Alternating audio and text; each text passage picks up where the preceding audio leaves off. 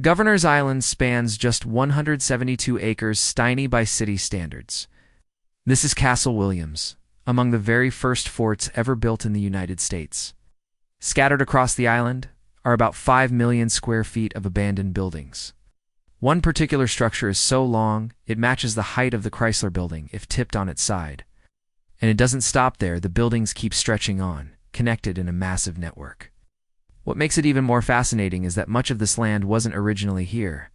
When New York City dug up earth to construct its first subway line, the military claimed the soil. They hauled it here, creating nearly 100 extra acres of island. Recently, I joined local guide Scott to explore this remarkable spot, the birthplace of New York State. The Lenape people, who lived here first, called it Nut Island, named for the many trees that once offered them food and shelter. History of the island. Governor's Island was the first landing place for Dutch settlers, who quickly chopped down the forests and ferried the wood across to Manhattan for building. Later, during the colonial era, the King of England declared the island as the official home for the governors of New York and New Jersey. It was less about comfort and more about power. He wanted to prevent the governors from giving away such a strategic location. Following the American Revolution, the island was fortified and became a military base. The Army held it until 1966, after which the Coast Guard moved in, establishing its East Coast headquarters. They stayed until 1996, after which the island sat abandoned, silent, and forgotten, till 2003. Before leaving office, President Bill Clinton designated Governor's Island a national monument, protecting it as part of the National Park Service. Though small, just 2 miles around the island feels perfectly sized for biking. Its roads were originally built for military vehicles, so today, with almost no cars, it's open and inviting. Castle Williams. This is Castle Williams, part of a defensive ring constructed as New York prepared for the War of 1812, during the Revolutionary War. The British had occupied the city for years, and Americans wanted to ensure that never happened again.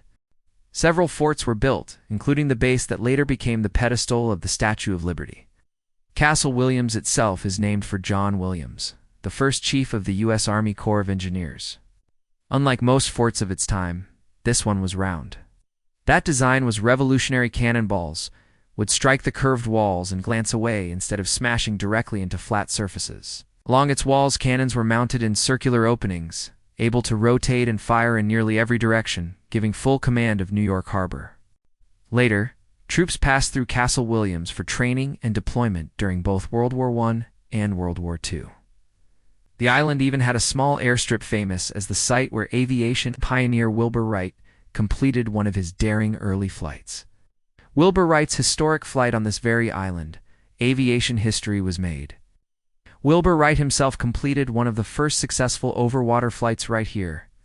His journey lasted 33 minutes and 33 seconds, taking him up the Hudson River in Baca, daring feat at the time that pushed the boundaries of what seemed possible in flight. Abandoned buildings scattered across Governor's Island are buildings designed by the famed architectural firm McKim. Mead and White, including what was once a grand hospital. Standing tall and elegant, you can almost imagine it as a luxurious hotel today. The challenge, however, is cost. Restoring and reusing these structures requires enormous investment, hundreds of millions of dollars. All told, there are about 5 million square feet of buildings here, most of them abandoned and in varying states of renovation. When the federal government transferred ownership of the island to New York City, they attached conditions: no gambling and no permanent housing.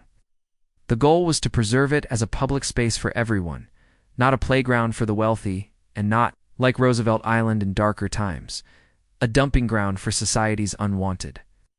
The Harbor School. But not every building here sits empty. Nestled on the island is the Harbor School, a magnet high school that belongs to the New York City public school system. Every day, students travel out here for classes, with a curriculum centered on the submarine biology, marine technology, even scuba diving. For many, it's a pathway toward careers in the Navy, Coast Guard, or marine sciences. Enrollment is growing quickly. From its original 500 students, the school is set to expand to around 1,300, and beyond academics. Its students are at the heart of one of New York's most ambitious ecological projects, the Billion Oyster Project. The school plays a vital role in the Billion Oyster Project, a citywide effort to restore New York Harbor. Here's how it works. Students collect discarded oyster shells from restaurants all around the city. These shells are then dried and sterilized until they're completely free of any biological matter. Once ready, they're seeded with baby oysters known as spattened. Returned to the harbor. Each oyster is a natural filter, capable of cleaning about 30 gallons of water every single day. Over time, they not only purify the harbor, but also create reefs that support marine life and absorb the force of waves during storms like Hurricane Sandy. I once saw a time-lapse video of this in action. A tank of murky water filled with oysters slowly turning crystal clear. It's like watching nature's own water treatment plant at work. Beyond cleaning, these reefs become entire ecosystems, home to plants, fish, and other small creatures. No permanent housing. One of the rules set when Governor's Island was handed back to the city was clear. No permanent housing. No one can buy a place here and move in for good. But that doesn't mean the island is empty of life. Temporary spaces are allowed. Things like university housing, artist residencies, or even hotels could exist here. The vision was for this island to become a home for arts, culture, education, and environmental projects, not private ownership. Today, you can actually apply for a grant to get a space here. Artists, nonprofits, and innovators use these buildings to create and work in a setting unlike anywhere else in New York, a hidden gem becoming known for years. Governor's Island was something of a hidden gem, a quiet escape, known mostly to New Yorkers. Locals would ride their bikes, explore the forts, or simply sit in the grass with the skyline across the water. But word has been spreading. What was once a city secret is slowly appearing in international travel guides. More and more tourists are finding their way here, curious about this strange little island with such a big history. Still, it hasn't lost its charm. For many New Yorkers, it's the perfect escape. Just a short ferry ride away, but worlds apart from the rush of Manhattan. Colonel's Row and military prestige. One of the most striking spots is Colonel's Row, lined with elegant brick houses built around the turn of the 20th century. These weren't just barracks. They were designed to attract military officers at a time when fewer Americans were choosing the armed forces over business careers. Governor's Island became a place of prestige where officers could live with their families in beautiful homes, surrounded by open space and sweeping harbor views. Back then, none of the extra landfill existed, so their porches and verandas looked directly out at the water. Imagine waking up, stepping outside with a cup of coffee, and seeing the harbor spread out before you. For the officers who lived here, it was a lifestyle as much as it was duty. Spanning the island, when you stand on Governor's Island today, it's hard to imagine how much smaller it once was. The original island, the same one first used by native peoples and later discovered by Dutch settlers, was just a fraction of its current size. Everything beyond that outline is man-made landfill. At the turn of the 20th century, New York City carved out its very first subway tunnels. Tons of excavated dirt needed somewhere to go. The army stepped in and said, "We'll take it."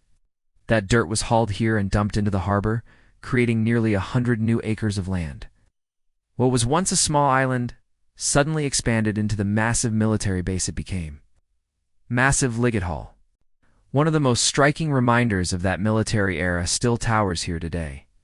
Liggett Hall. This enormous brick building is so long it matches the height of the Chrysler Building, if you turned it on its side. Walking past it feels endless corridors stretching and connecting in every direction. It was built to house an entire battalion, replacing the old wooden barracks that had once burned down. Congress rushed an emergency funding bill to make it happen, and at the time, it was considered state-of-the-art. Inside, it could hold 1,600 troops. Recreation rooms filled the upper levels, and at the very top, a massive gymnasium spanned the 4th floor. But today, the building sits mostly silent, abandoned, crumbling, in desperate need of restoration. A few art exhibits have been held inside, but for the most part, Liggett Hall is a forgotten giant, a piece of military history waiting for new purpose. A landmark in women's history, Liggett Hall also carries a hidden story. During World War II, it became home to the very first class of female officers in the U.S. military. What had once been built for men in uniform became a place where women, for the first time, began training for leadership and service. Nearby, the South Battery, originally another fortification, eventually transformed into something entirely different, at various points serving as a music school. an officers' club, and even a mess hall.